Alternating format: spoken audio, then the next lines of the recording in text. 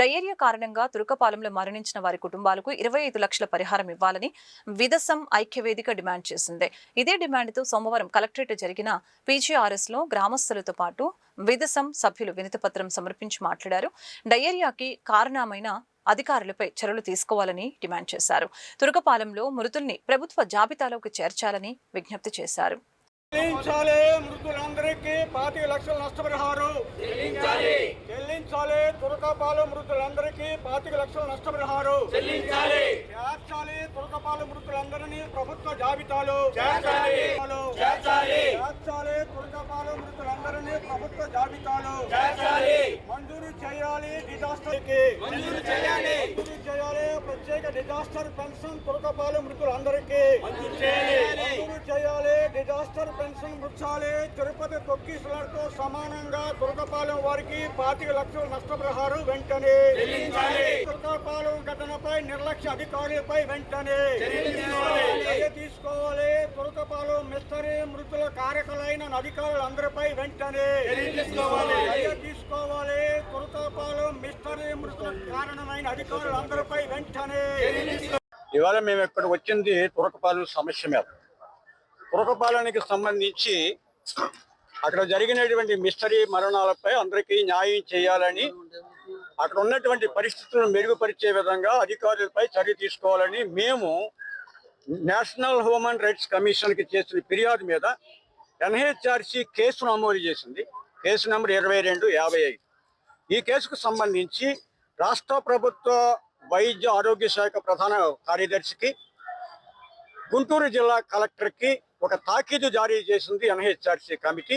4 వారాలు అంటే ఈ నెల 20వ తేదీలోగా దానికి ఈ మరణాల మీద మీరు తీసుకున్న చర్యలు ఏమిటి, ఇక్కడ డిస్క్రిమినేషన్ ఉందని మా నోటీస్కి వచ్చింది, అది నిజమా, డిస్క్రిమినేషన్ సరి చేశారా అని చెప్పి నోటీస్ ఇచ్చింది. ఆ నోటీస్కి కలెక్టర్ గారు 20 లోపు సమాధానం ఇవ్వాలి.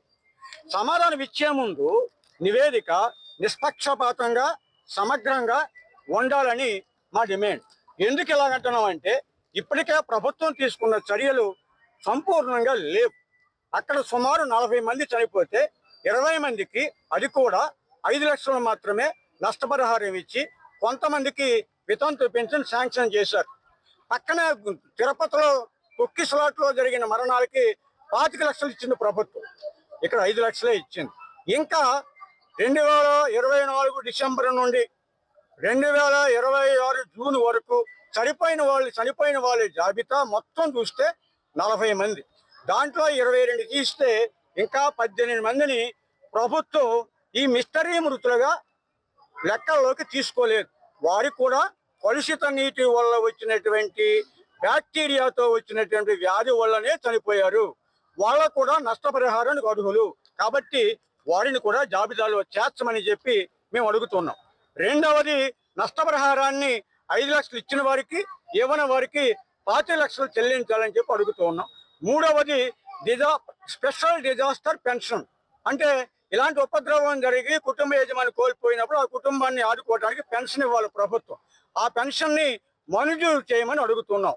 నాలుగవది, కలుషిత నీరు సరఫరా చేయటంలో కృతకృత్యులయ్యి నిర్లక్ష్యం వహించి బ్యాక్టీరియా రాటానికి కారణం అంటే క్వారీ నీళ్లు సరఫరా చేసినటువంటి ఆర్డబ్ల్యూఎస్ అధికారులు 2-3 మరణాలు జరిగిన వెంటనే ప్రభుత్వం దృష్టికి తీసుకెళ్లి మరణాలను నివారించడంలో వైఫల్యం చెందిన జిల్లా వైద్య ఆరోగ్య శాఖ అధికారి డిఎంఎండ్హెచ్ఓ వీరిద్దరూ ప్రధానమైన కారణం.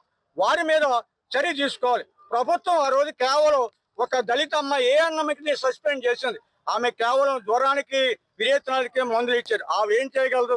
నిష్పాక్షమైనటువంటి దర్యాప్తు జరపాలి, సమగ్రమైనటువంటి నివేదిక పంపించాలి, బాధ్యులైన అధికారి మీద చర్య తీసుకోవాలి, అందరికీ నష్టపరిహారం 25 లక్షలు ఇవ్వాలని చెప్పి ఈ ఇచ్చిన తర్వాత మాత్రమే ఏటీఆర్ నివేదిక మానవ హక్కుల కమిషన్ పంపించాలని కలెక్టర్ గారికి ఫిర్యాదు చేయడం కోసం మేము వచ్చున్నాం.